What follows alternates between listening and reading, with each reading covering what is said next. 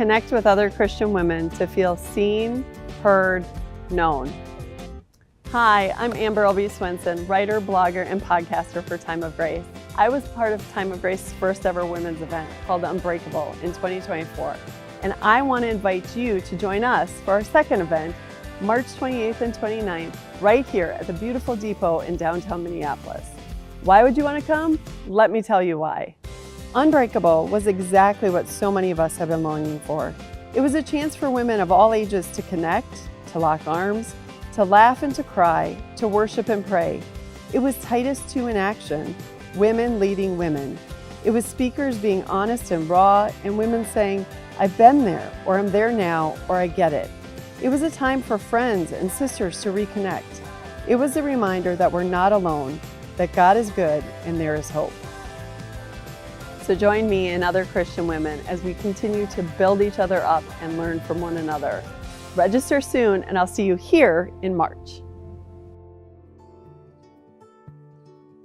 Today's episode is called The Joy of the Lord is Your Strength. This passage is taken straight out of Nehemiah, chapter 8, verse 10, and it's one of those things that we see so often. This is a common, popular passage, but what in the world does it mean? We're going to break it down a little bit and see if we can't get to the bottom of it. Hey, it's Amber, wife, mother, type A child of God. Here at Little Things, we look at everyday issues from a biblical perspective with one simple goal: to know and love God more. Thanks for listening.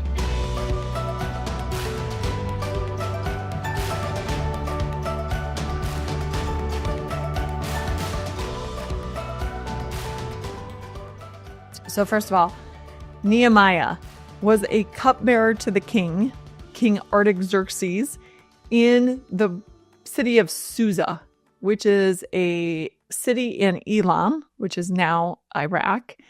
And at the beginning of the book, some people come from Judah. Judah is the territory where Jerusalem was a part of. So some people came from Judah, and he, of course, asked, hey, how are things going? How are things going now that the exiles have returned from Babylon? So God's people in the Old Testament did not obey him. And after many, many, many, many, many warnings, he allowed them to be carried off into captivity to become exiles in Babylon. They were there for 70 years, and then they were allowed, if they wanted to come back to Jerusalem, to Judah. Many of them chose to stay in Babylon because it had been 70 years. They had made lives for themselves. Their sons and daughters had married, and so now their whole family was there. But some chose to go back, and so Nehemiah wanted to know how things were going. And unfortunately, he got very bad news. He heard that the walls were down, they were rubble. You know, things aren't going well. They're in disgrace. The people are in disgrace in Jerusalem. And when he heard that, he wept, he mourned for several days, he fasted, he prayed. And then he went back to his position as the cupbearer to the king. And as a cupbearer, you should know he didn't just bring the king wine. His job was to taste the wine and make sure it wasn't poisoned. So he worked very closely with the king, and he would have been on friendly terms with the king, and even maybe perhaps a confidant. And so when he went back to his job as cupbearer to the king noticed and said, why does your face look so sad when you are not ill? This can be nothing but sadness of heart. Now, I already love the guy just because of this. There are so many people, and I can be one of them. I'm not throwing anybody else under the bus, but so many times we notice people aren't looking great, or they maybe look a little off, but do we take the time to actually say something? Hey, how are you doing? You know, I can't tell you the number of times that people have said like, hey, how you doing? And they keep walking, you know? So they don't really want to know the answer to that. They just, it's something to say. But Artaxerxes actually wanted to know. He's like, Nehemiah, why do you look so sad? You're not ill. This is like a sadness of heart. What's going on? I love him already for not being distracted by all he had to do, but by actually taking the time to say, hey, what's up? How are you doing? And then when Nehemiah told him, how can I be happy when the land of my ancestors is in ruins and the people are disgraced. Artaxerxes went further and said, what is it you want? That's why I love the guy. Because he doesn't just notice, he asks. And then when he finds out, he's like, wait, how can I help? It reminds me of the book of James when James says, when you see your brother cold or hungry, don't just say to them, hey, I hope you get warm. I hope you're well fed. Go, God bless you. No, do something to help them. If it's in your power to help, do it. Don't just say, oh, good luck with that. Luck, by the way, is not something we're allowed to say in my house. I know every time any of my kids or my husband say, well, that was so lucky. I'm like, luck had nothing to do with this. It was God. But so anyway, so Artaxerxes said, hey, what do you want? And Nehemiah said, well, I would like to go. I'd like to go and help out. And the king wanted to know how long he'd be gone. And when Nehemiah told him, Artaxerxes said, sure, go for it. And Nehemiah actually did two things that were really, really cool. First of all, when Artaxerxes says, what is it you want? Nehemiah prayed before he answered him. And second of all, Nehemiah was bold. He was considerably bold in what he asked, because he asked, first of all, to leave his job, leave his duties to go do what was on his heart. And then when the king said, okay, that's fine, Nehemiah didn't stop there. He went further. He said, great. So could I have letters? So I had safe passage there. And then could you contact the guy who's in charge of your timber and beams? Because I'm going to need some supplies when I get to Jerusalem in order to rebuild the walls. And the answer was yes. Now, why was Nehemiah so bold? Two things. Nehemiah knew the king. They were friendly. They were confidants. He knew who he was, so he didn't have any problem going to his friend to ask for help. And two, Nehemiah knew what the king was capable of. He was not asking too much. If your head isn't spinning right now, if you are not just smiling in joy, thinking about the implications this has for our relationship with God the Father, let me just break it down. When we know God, when you know you are a child of God, you are not just some stranger, you're not some afterthought, mistake, whatever, off in the corner. God doesn't know your name. No, Scripture tells us not only does God know our name, his eyes are always on us. He knows every hair on our head. He knows us in and out. He knows our coming, our going, our lying down, our standing, sitting, whatever. He knows it all. And he knows the motives of our heart. He knows it all. So when you know that God knows you, you're not afraid to go to him to ask. And when you know what he is capable of, you know that nothing you ask is too much to ask for God. Why not go big? God can always say no. He doesn't have to give me all I want. He is not my genie. God has already given me everything I need. What I really needed was a way to get to him. A way to overcome death. I could not do that on my own. I could not make things right with God on my own. And God took care of that. He sent Jesus, his son, who lived the perfect life, then died on the cross in my place, paid for my sins, so that I don't have to worry about it. So that's done. God doesn't have to give me anything more. And yet he glories in giving me more. He glories in giving me my daily bread. He wants me to have what I need each day. And that's mind-boggling to me, except for that I know how much I love my children. And when I realize how much I love to make sure that my children have what they need, it's not surprising to me that God is happy to give me what I want and what I need. Not always what I want, but what I need each day. The food that I need, the clothes that I need, the warmth that I need, whatever it is that I need, God gives me each day what I need to get through each day. So many times we cannot articulate what it is we want. We go about our days just, complaining or mad or frazzled and wound up. And why are you so angry? Why are you wound up? Why are you in such a bad mood? What's going on? Well, this person isn't driving the way I want them to drive ahead of me, because everybody on the road should, drive the way you want them to drive. Never mind sometimes that you want them to sin. Sometimes the reason you're so angry is because the people ahead of you aren't speeding. Never mind that. But so many times we're angry because people aren't doing things the way we think that they should be doing them. If only everybody would live the way I live and the way I think things are right, then I would be happy. Who says you're right? Who says that that's the way things should be done just because you do it that way? How self-centered are we? We are. We're so ridiculously self-centered. But a lot of times we can't articulate what it is we want. If God were to say to us today, what is it you want? What would you answer that? How would you answer that to say, this is what I really like, and then I would be A, B, C, D, or E. I would be a better child of God, or I would be more dedicated to you, or I would be able to do what? False. So often, all those things are false. If you had a bigger house, would you really be more dedicated to God? If all your bills were paid, would you really put your time into serving Him? Because this is what we're told. Whoever can be trusted with little can be trusted with much.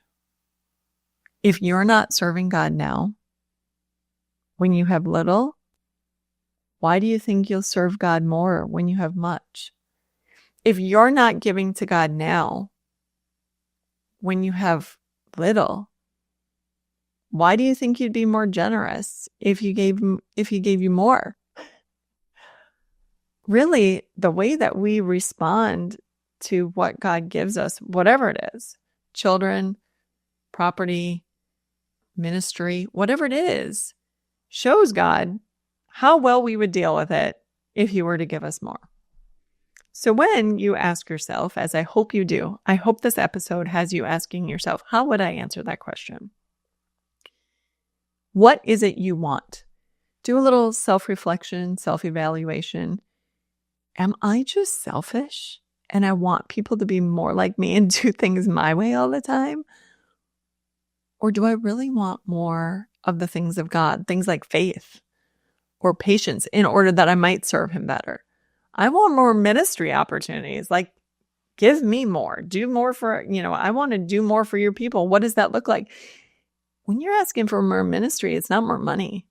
Ministry is service. If you want more ministry, go for it. Look at all the things that need to be done right where you are. Who are the neighbors you could serve? Who are the people that you could serve in your community? What could you do at your church? That's what ministry is. Please, if you are feeling that nudge, do more ministry. God, you can ask Him for opportunities, but all you have to do is open your eyes. Ask a few people. Ask just a few of us.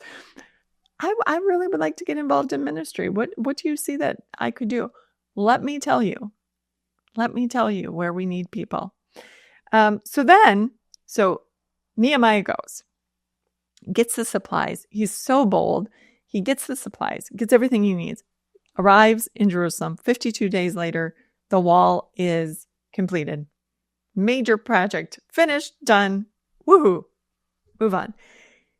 So on the 7th month, the first day of the 7th month, which was their New Year, they were celebrating the Feast of Trumpets, and all the people gathered. And when they gathered, Ezra, who was a contemporary of Nehemiah, he read the book of the law. And as he was reading the book of the law, we're told that the people were getting instructions from the Levites. So the Levites were coming around and explaining what this means, what the book of the law means. This is what this means. And as they were doing this, the people who were all gathered there, they started weeping. Why were they weeping? Well, they may have been weeping because it had been a long time since they had heard the book of the law. They had been exiles in Babylon. They may have been weeping because they realized what God had asked them to do and how much they had strayed from that. They may have been weeping because they were repentant. They realized that they didn't want to live in opposition to God. They wanted to do things God's ways. And so they were crying. And as they were crying, Nehemiah got up and he addressed the people and he said, "Go and enjoy food and sweet drinks, and send some to those who have nothing prepared. This day is holy to our Lord. Do not grieve, for the joy of the Lord is your strength." The Levites calmed all the people, saying, "Be still, for this is a holy day. Do not grieve." Then all the people went away to eat and drink, to send portions of food, and to celebrate with great joy, because they now understood the words that had been made known to them. I love that the Levites told the people to be still. It's okay. That's the gospel. Yeah, you're sorry, and maybe you screwed up. Be still. Don't worry about it. You don't have to make it up. God is taking care of it. He's got it all under control. Go now and rejoice in peace. Okay, so what does this phrase mean? The joy of the Lord is your strength. First of all, what does the word joy mean? Joy is happiness that is not dependent on circumstances. It's a feeling of well-being or contentment. So it doesn't matter if the sun is shining. If you woke up feeling good, looking good, your best weight or your worst weight. It doesn't matter how anybody in your family or in the condo complex is acting. Even if the neighbor next to you is grumpy, or your coworker who shares a cubicle with you is grumpy or short with you, or your coworker doesn't answer your texts, whatever it is, that has nothing to do with your joy. Your joy is that sense of well-being that you have because it is rooted and grounded in the Lord. The joy of the Lord. So the word "of" there, it's a relationship between a part and a whole.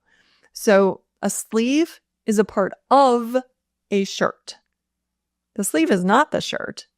It's a part of. Our joy is just one aspect of God, and it's one of the byproducts that we get when we spend time with God. The more that we are in the Word, the more that we grow spiritually, the more that we walk with God and find Him to be trustworthy and good no matter what. Even when things don't go my way, God is trustworthy and good. The more that we find that, the more we go through hard times and we see God's faithfulness. Yeah, He doesn't rescue us all the time, especially not immediately. He allows us to be refined, shaped, molded. The more that we spend that time with God and the more we see who He is, the more the fruit of the Spirit in Galatians 5 becomes part of us. So the fruit is a byproduct of spending time with God. What is the fruit of the Spirit? Love, joy, peace, patience, kindness, goodness, faithfulness, gentleness, and self-control. If you want to study these, I was part of a great project that really goes into these in depth. It's called In God's Orchard. It's a Bible study. It's available through Northwestern Publishing House. I was just 1/6 of it. There were 6 of us authors who worked on it, and it's a phenomenal tool to get you in the fruit of the Spirit, to really see what it is and how you can live that out. With that, I'm not going to go into the fruit right here, but just know that the joy of the Lord is true contentment, knowing that God has done everything that we couldn't. He's taking care of us spiritually. He's paid the price. It is finished. It's done. We don't have to worry about that. And because we don't have to worry about that, our greatest need is taken care of. Now, does that mean that we should be walking around with, these huge smiles on our face all day long, every day? No. There are times to mourn. Look at the book of Nehemiah. It begins with Nehemiah in mourning. He found out bad news. And because of it, he spent days fasting, praying, mourning, weeping. I went to a funeral yesterday. that is not the time to walk around with a huge smile on your face, although I did for the vast majority of the funeral, because it was a dear friend of mine, a woman who had gone to many, many, many of my Bible studies for years. And I picked her up a lot of times. She had quit driving a couple of years ago, and she was a couple blocks from my house. So I would drive over and pick her up, and then drive and pick up another woman who also died. They're both in heaven together. Go to church and then go to our Bible study. But I had this smile on my face, even though it was a funeral, because we had so many amazing memories together. She was such a godly woman. And when we were sitting at the funeral of the other woman, the second woman that I picked up, when we were sitting together, this woman and I, we started laughing at that funeral, and we realized that we could not sit together at a funeral because we got giggly all of a sudden. And so yesterday, several times during the funeral, I just smiled, thinking of the wonderful times we had and the wonderful time she is having right now, part of the whole company of hosts in heaven. I'm so happy for her. So even though it is sad, I can certainly be joy-filled because she was a godly woman and she's gone home. Having said that, there were multiple people that I talked to at the funeral who are going through some seriously hard times. And there are good reasons to fall before the Lord and beg for mercy and beg for help and bring our friends before the throne of God. Dr. James Dobson said once, there are two kinds of people in this world. There are those who are suffering, and there are those who will suffer. So if you're not in a season of suffering currently, we know days are coming that you will, because we live in a sinful world, and sometimes others suffer, and then it's our chance to walk beside them and help them out. Sometimes we're suffering, and others have a chance to walk beside us and help us out. That is the body of Christ. Walking through this veil of tears together, helping, encouraging, loving one another as we go through this. So just because we have joy and peace and contentment in God, it doesn't mean that we will always be smiling. It just means that at the end of the day, the thing that we need most is taken care of, and we can put our troubles down at God's feet and walk away content, knowing He can take care of them. That's what Hannah did in the book of 1 Samuel.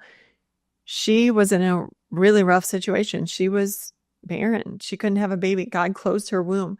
Her husband's other wife, Peninnah, made her life miserable. She was called her rival, and she provoked her. Year after year after year, she made Hannah miserable. And Hannah went to the house of the Lord. She prayed. And when she left, she was no longer downcast. Even though she was going through something absolutely miserable, she was able to pray and give it to God. And when she did, she left it with God. She knew she couldn't fix the situation. She could not fix Peninnah, and she could not give herself a baby. She had tried. She was barren. And that means that her impossible situation, she put on God's shoulders. She gave them to Him, and then she walked away, no longer downcast. She could have that feeling of joy, of contentment, knowing God would take care of the situation one way or the other. He would give her the strength to get through it, or He would give her a child. Ultimately, she knew God was worthy of her praise. And that's where her joy came from. And we can do the same. Even in our suffering, even in our really, really tough situations. That's why we can have joy. Now I want to end with this little paragraph from my Concordia Study Bible. I just found it really interesting and neat. It was in the introduction to Nehemiah, and it says this: Nehemiah foreshadows Jesus' ministry of restoration. Both give up a high position to identify with the plight of their people. Both come with a specific mission. Both fulfill it. Both show a prayerful dependence on God. Isn't that great? Oh man, Nehemiah, such an interesting, really good book. Such a great phrase from the book of Nehemiah that should encourage us, help us, remind us where to get our strength, where to get our peace, where to get our contentment. This has been Little Things, because in God's kingdom, the little things are the big things.